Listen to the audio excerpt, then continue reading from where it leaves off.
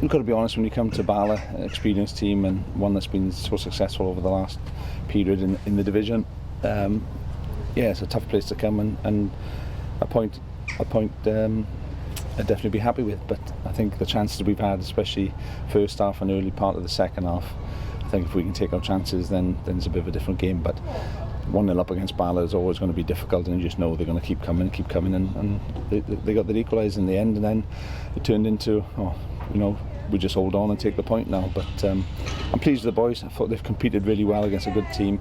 They set the standards now for the season ahead, and we just know that we need to be better in the final third.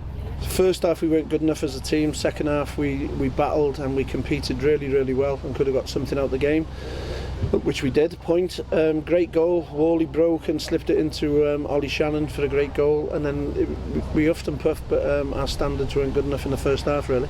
Bach yn disappointed I dweud y gwir. Rwy'n ni wedi mynd one goal ahead like, a wedyn gaethon ni, o'n i'n comfortable trwy'r game, a just un counter-attack o'n nhw, un shot yn erbyn gol, a o'n anffodus ath e mewn Pêl-droed.